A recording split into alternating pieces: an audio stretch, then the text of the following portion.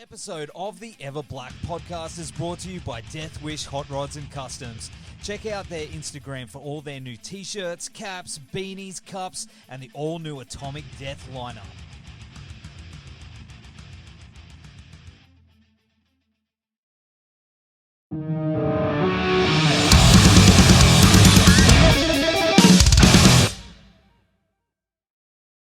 Indey, thanks for joining us on the show, bro. What's happening down there in Melbourne?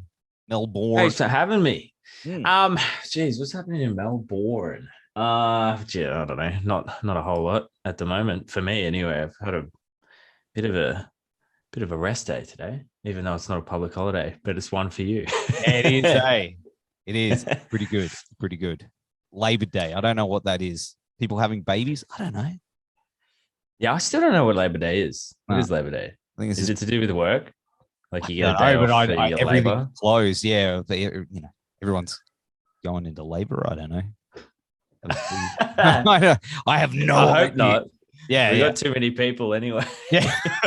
Oh, that's a whole kettle of fish, my friend. That's what we're talking about today. Too many people on the planet. Calling the planet. Hey, positive. Love language. Anyway, of course, the debut Windwaker album, Love Language, is out on May 6th this week. And it's big and it's melodic and catchy. And there's so many layers to this thing that it really, to me, it shows a band that's evolved greatly with every release. Have you guys been feeling that? Like you sort of went in there and you've sort of bashed out something really special this time. Thanks for saying that. I think, as collectively as a band, I think we really actually impressed ourselves a lot on this one. I think we've been sitting on the album for a while, so we've all listened to it like way too much. So it's super interesting now that we're starting to get fresh ears onto it and giving us feedback. But it's kind of reminding me what it was like for us to listen to it for the first time once it was finally finished. And we definitely are all really stoked on it. We think it's our best work to date, obviously. And we're all, I think we all think that it's a massive progression in our music and as musicians, both in songwriting and our own personal abilities on our instruments collectively, and then also as a group and our ability to write music together. 100%. But I mean, the last couple of years have been really unpredictable and testing for a lot of bands trying to keep it together and trying to push through the shitstorm and just keep that creativity flowing. Did you feel like it was a real journey to get there for this album and personally and creatively? Yeah, it was. Geez, I mean, when we initially set out to write the album, we were going to try and get it done within 6 months. Ended up writing it across the whole COVID era. So because when we started writing it at the start of 2020, and we just booked the Prevail tour, which was supposed to happen in 2020, and we were like, well, let's finish the album. That gives us a good deadline. Let's try and finish the album to have it as a incentive for people to come and watch us at Prevail.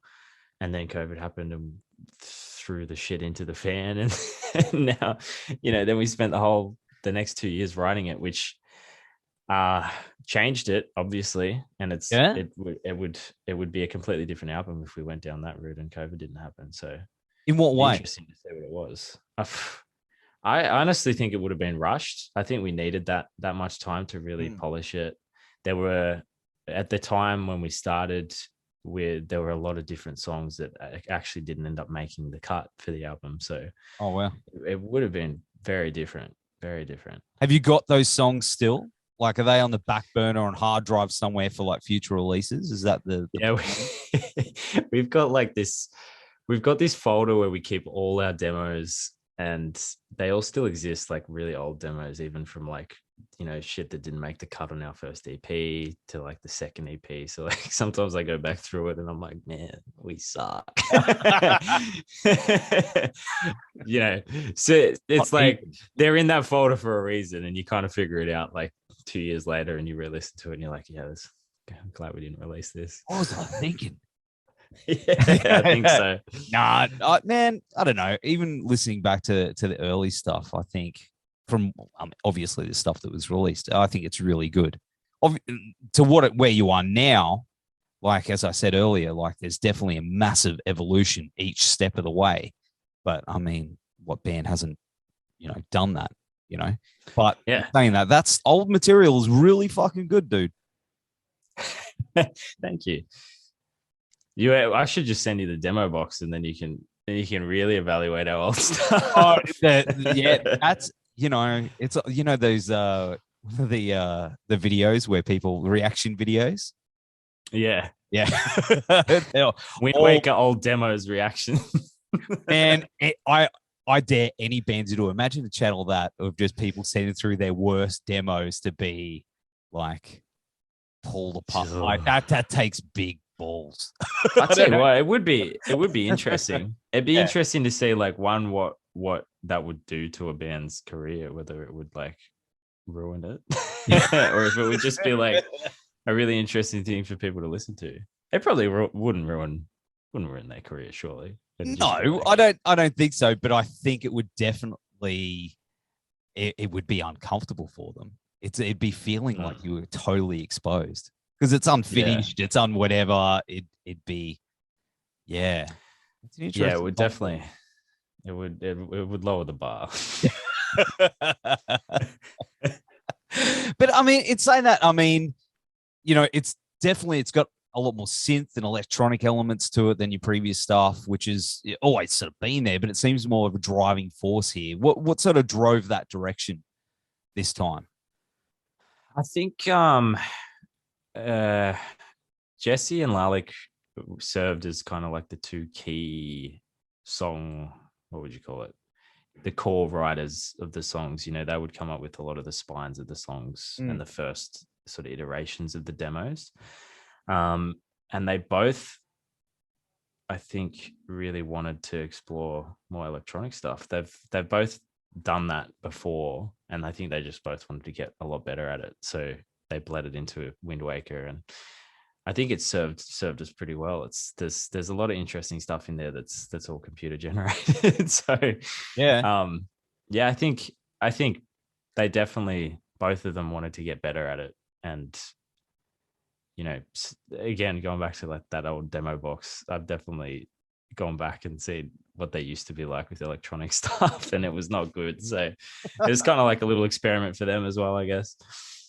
But it's world building in a way. Yeah. Like I listen to a lot of industrial stuff, so I'm used to all the synths and all that. I love that. I love, not just having the heavy guitars, but, painting that whole world musically. And this album's just really, really good, dude. Like in that sense, like when you're listening to it, when you listen to stuff, I don't know about you. You've got your stuff for your gym, you got your stuff for your driving the car, but if you want something that's going to really sort of take you somewhere mentally, I think it does that, really well. Oh man, thank you. That's definitely something that we set out to achieve. I think like I've been saying that the album, you can experience in it a few different ways. You can definitely listen to it just at face value and kind of get a really nice journey of soundscapes, because it goes through so many different, I guess, genre bending approaches to music.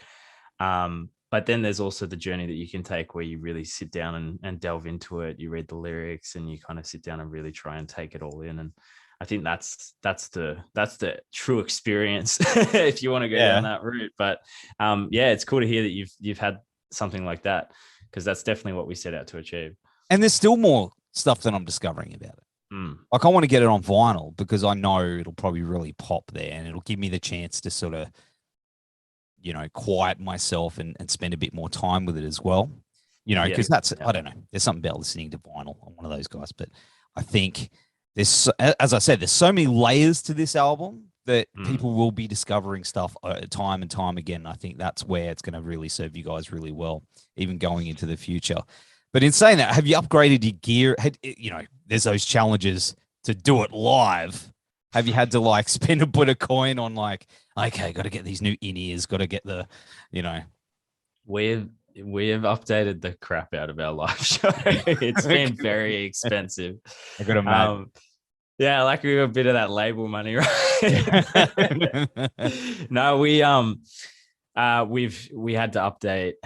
I mean, just as a general thing, as a band, like as you start to play bigger shows, we've updated the crap out of like our in-ear rig. But the biggest thing that we've updated probably is we've taken on well, he's a session musician at the moment. His name's Connor Robbins, and he's playing like live, all the electronic stuff live. Oh, sick.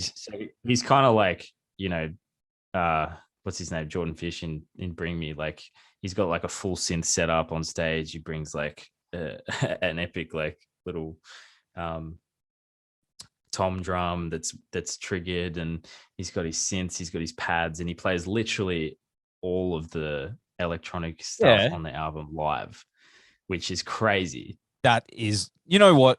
I grew up in a time where bands had to have keyboards. I'm an old man. Like back in the day, seeing Fear Factory live, they had their keyboards. You know what I mean? Like 1997. I can't remember his name. It's been that long, but they had someone to do that job, and it added that extra element. And then bands sort of just went, "Nah, we're just gonna have it on a loop. Just gonna have it on." Chucked in the backies. Yeah, that's it. But I've seen that go horribly wrong several times for bands. Yeah. So I like that you guys have done it. That's really fucking cool, dude.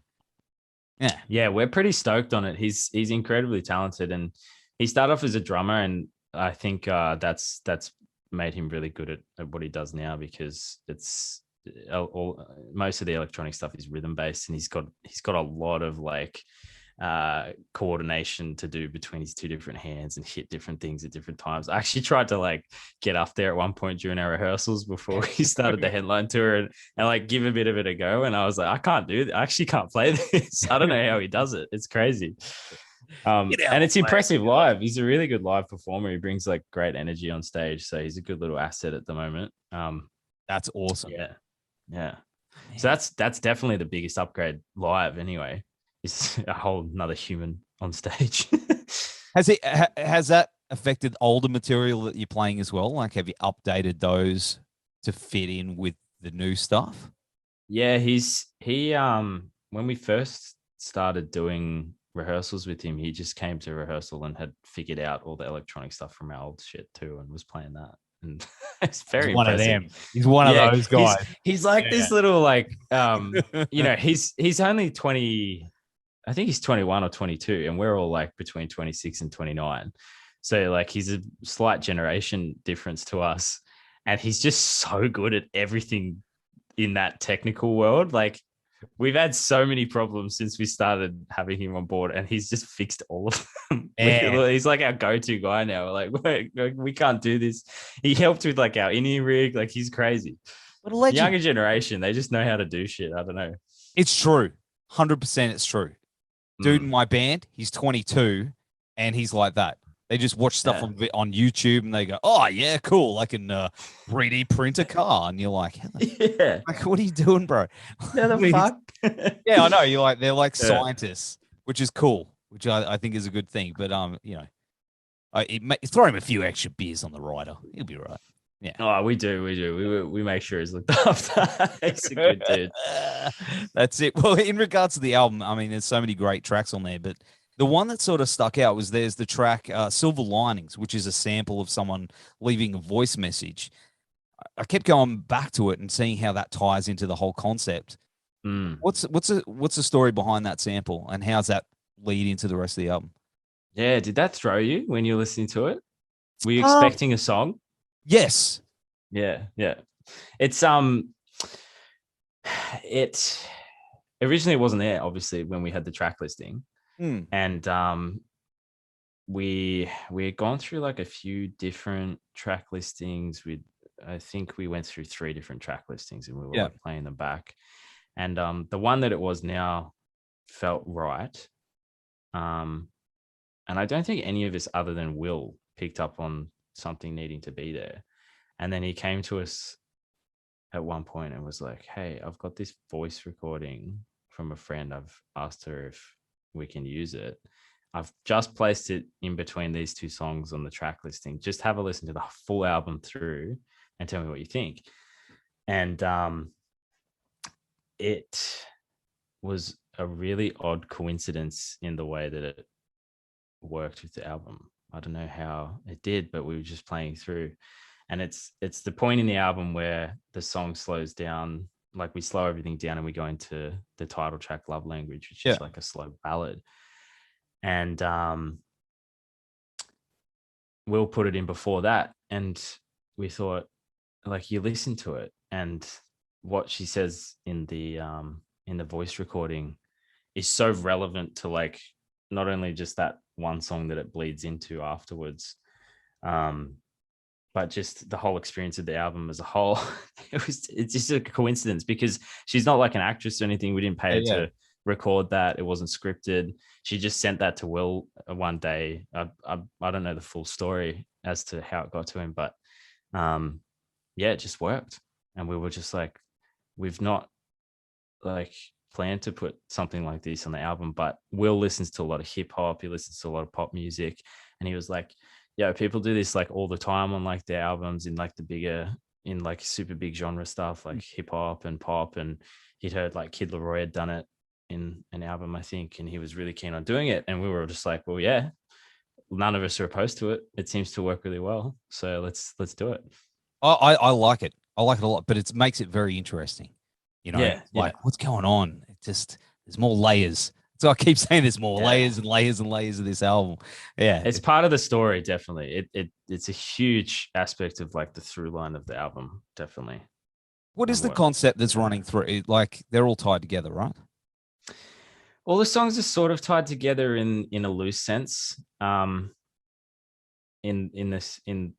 the overall theme of the album is experiencing love, in, you know, trying to encapsulate love in all its forms, and the ways you can experience love through like relationships, through partners, intimacy, friendships, and all the good and bad that comes with it. And it loves such a broad spectrum of emotion, and I think that's why it's such a broad spectrum of music in the album, because it's just chaotic. I've been saying that it's like it's a like chaotic cohesiveness, because it goes from chaos and then it goes to like nice little moments of balance and peace, and then it just freaking hits you in the face really hard. So there's not, I wouldn't say there's like an actual narrative through line. It's not like a concept album in that sense, but they all bleed together in their own sense through experiences of love and what we were all going through at the time. Whether it was like things like relationships, or it was even just to do with like being in lockdown and what we were experiencing through lockdown, and how that was affecting like a lot of, especially the angrier songs on the album. Yeah. And the ones that are like a savage. Yeah. There's moments on this thing that are just brutal. Yeah. I mean, again, it's like that spectrum of love is, you know, I mean, even in now, we're all still young and we've got a lot of experiencing to do still, but from what we've all have experienced and what we've all spoken to each other, because we're all such close mates and, you know, we tell each other a lot of stories, we had to really go to both extents of the spectrum, which is why it gets really fucking heavy in certain points, because, you know, that those moments happen in life. Yeah. And they got to be represented in music, definitely. Absolutely. And I mean, the cover, I love the cover. It reminds me of the Bjork video for All Is Full of Love, but obviously it's, you know, different meaning. Have you seen that video? No, I haven't seen it. No. Kind of like she's Android version of herself. Ah, cool. Like, but yeah, like obviously it's not the same thing. But no, yeah. I was like, oh man, like, because I love that video. If you haven't seen it, check it out.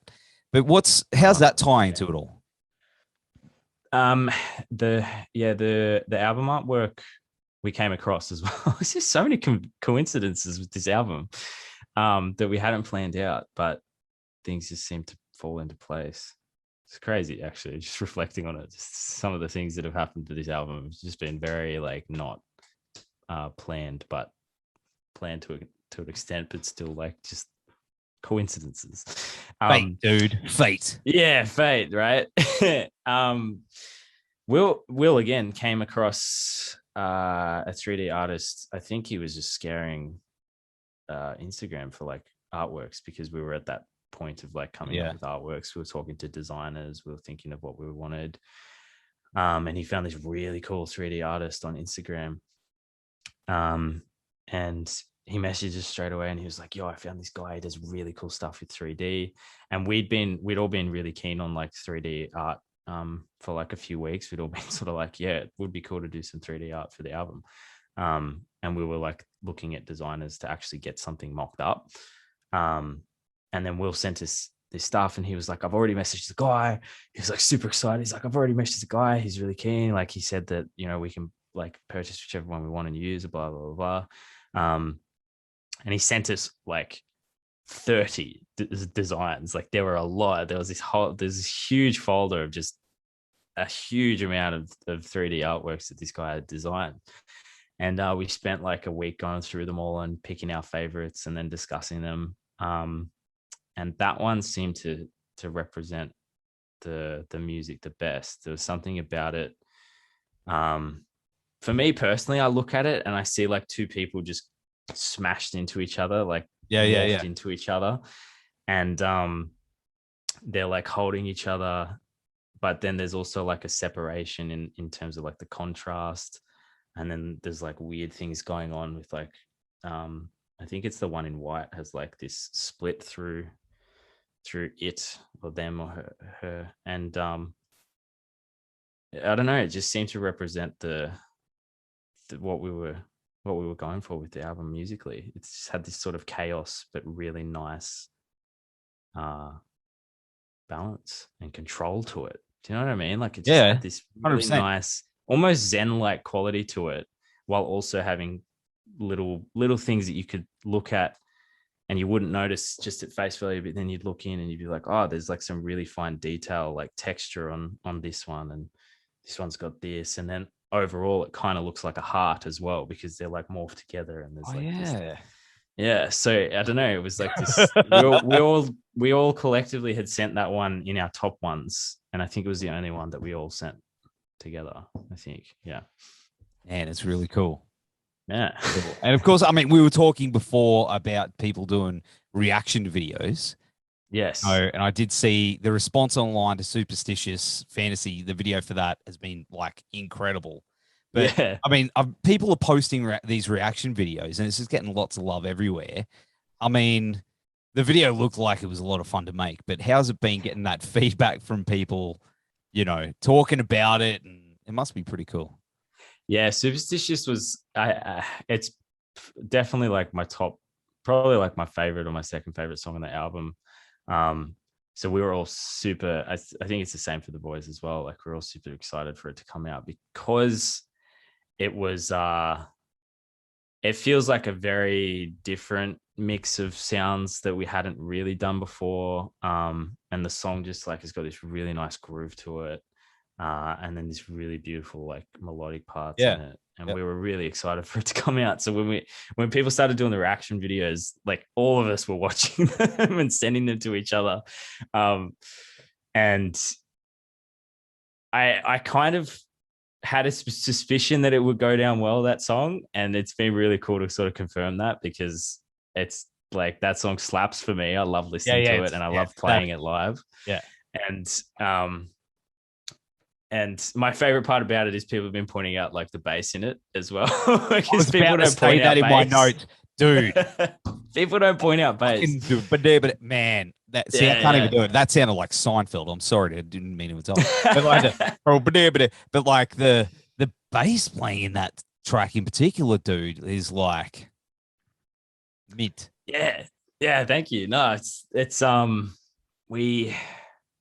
I don't know, that the riff is so simple that in the verse, and you know, there's not much going on with the guitars in the verse, and I was just like, we got to put some slappy sick shit in here. And it just bops. I love that part. I love playing it. It's so much fun. See, there's not a lot of bands that do that these days. You know what I mean? Not a lot of bass players. Like, So when I heard it, I was like, yes, yeah, that's what we need. Yeah, it's very easy nowadays just to follow the guitar and sort of provide that lower octave. But I always look out for moments to have a little, I don't know, I guess moment of spotlight. Yeah, absolutely. Yeah, there's a few moments like that on the album actually. Yes, little bass parts that just stick out. But I try and keep my balance. Obviously, like I know my place as the bass player. I got to keep the rhythm going and whatnot. Yeah, you're not going to come out. If there's a part, Claypool, like although that'd be cool. I'd be keen to see some Primus action, but still, yeah, the other guys be sick. Yeah, just do it. We had this joke with our writing when we're like giving feedback on like songs, and especially with mixes, where like I'm like the least technical person in the band, so I usually when the mixes and mastering are happening, I'll take like a little backseat and I'll give like a kind of over the general opinion on what I think, but everyone else is like, yo, like this frequency and this frequency and this and that and the compression and the overheads and all this shit. And I'm just like, it needs more bass. Everyone's like, shut up, Indey. Yeah, no. They're like, science. Yeah, what is it with it? Bands. I'm the same with mine. Like, they're all like, science, math, science. And I'm go, just yell things, brutal blast beat thing. You go, all right, dickhead. I'm like, yeah, cool. Cool. But I mean, hey, as we were saying, like it's one of my favorite things about the band is you're playing, but also you guys recently signed to Fearless Records a couple of years ago. Is that right? Yeah, How long ago was that? I think we announced it in November last year, but it had obviously happened before that. I think it was like maybe, I mean, we'd be talking to Fearless since the Empire EP. Because they really liked that, and they messaged us. They got in contact with us on that EP, and just were like checking in, and we're like, we want to like track where you guys are going, like keep sending us your stuff, like we're really keen on you.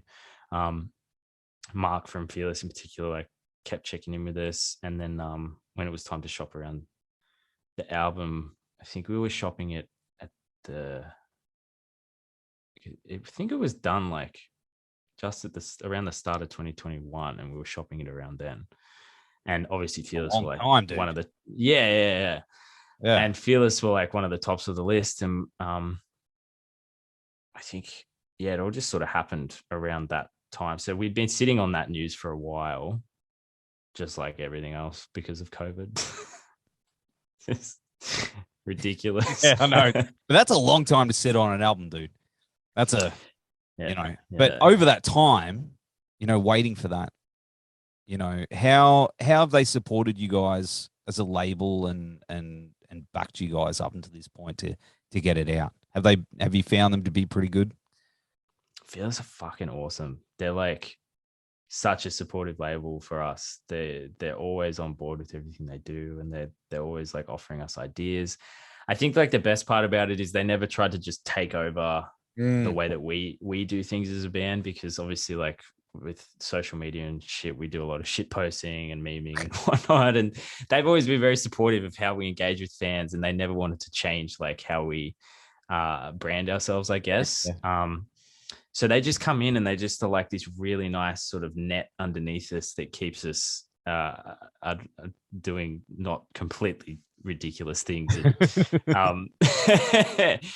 And the whole album process, everything, even from when we released that Toxic cover, they've been spearheading everything on top of everything and just running. We've just been like, we'll do what you say. You guys know what you're doing. That's awesome. But they've been great. They support us really well. Like Mark, one of the Fearless like heads, he like just randomly calls us every now and then just to check in. Like it's really nice. It's like a nice little family. It's cool. That's awesome. Yeah. Of course, I mean, you've got some big stuff coming up. Like that's for sure. You've got a tour coming up with was it I Prevail? Motionless in White. Yes. June? Man. Sold out already. Most of it.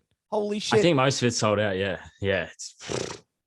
I'm so excited. It's like, I mean, when that got announced, that was the biggest thing that we'd ever been put on back in 2020. And we were like so upset when COVID cancelled everything, and we didn't know if it was going to come back. And then Chris O'Brien, our manager, told us that it was getting rescheduled. I can't remember when he told us. I think it was a while after it got cancelled, so we kind of didn't know what was happening. And then when we found out it was coming back, we were all just like, yes, thank God, because it's such a sweet lineup. It's solid, eh? Yeah. Man. And it's like all the really nice venues in Australia that we haven't played yet. And I've never been to Perth, and we're going to Perth. We had never played Perth. I don't know how, but we've never managed to get to Perth yet. So, and I've personally never been to Perth, so I'm excited to go over to Western Australia and check that out. There's like a lot of really cool things that come with that tour. Yeah, it's gonna be crazy, man. And I mean, I'd say tickets are available now, but it's sold out in Brisbane. So if you snooze, you lose, people. Exactly. Yeah, you're gonna have to travel. Yeah, see what's left. Yeah, pick up the scraps. To the scrap tickets. and don't do that thing where people message on the Facebooks where they're like, I can no longer go to show. Send money via iTunes gift cards. You're like, don't do that. Don't fall for the scalpers. Yeah. Yes, don't. Yeah. But most people are pretty savvy now. I feel like the scalpers they really have to up their game, but it still happens. The funniest one I saw, we were playing a free show. It was a free show. What? Yeah. It's just like, I have 3 tickets available. And I was like, it's free. Are the tickets? But that's so stupid. I know. There's these bots, mate. Skynet. Oh, man. Shit. But dude, I mean, we're running out of time. Your Skype's like, but that's cool. Sorry if I've kept you a little while too, but what else is happening? No worries. What else is going on for you guys for the rest of the year into 2023? We have some massive tour stuff that's going to get announced soon. I wish I could say what it is because go on, mate. There's some epic shit that's happening for us with touring, and we're pretty much touring the whole end of the year. From once Prevail starts, we're pretty much touring the whole year up until December, and then through to 2022. It's going to be a lot of shows. It's good. Like, thank gosh, because I just need more live shows in my life. Everyone does. I mean, you've waited for this a long time, so now it's time to hit the ground running. Is overseas on the cards? Potentially. There's been like talks for some overseas stuff. I can't say much. Oh, see? So I got my little shovel. I'm doing a little dig. Got to find that. Get to the bottom of it all. But there's definitely been like talks and offers and whatnot for overseas stuff. So there'll be, we'll see. Exciting times. I mean, I want to go overseas. So take me overseas. Let's go. I want to go overseas. Take me with you. Yeah. You can broadcast on the tour. Yeah, why not? Who's that guy? Oh, dude, some guy. Just some hobbit we brought from the Gold Coast. He's got a bum knee or something. A bung knee. Yeah, just look for the guy with a bung knee, the little hobbit dude. But bro, thanks for hanging out on the show. It's been a blast talking to you, and of course you got absolute pleasure. But May 6th this week. May 6th. Love Language. We'll have all the links down here somewhere in the show notes.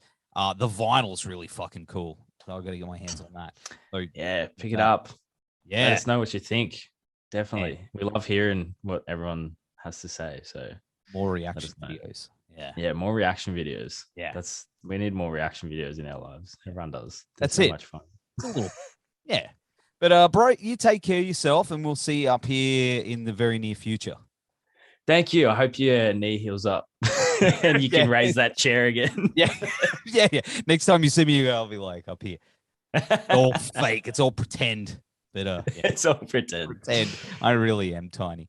But dude, take care of yourself, bro. Thank you very much for hanging out. Thank you so much. I'll see you soon. See you, man. See ya.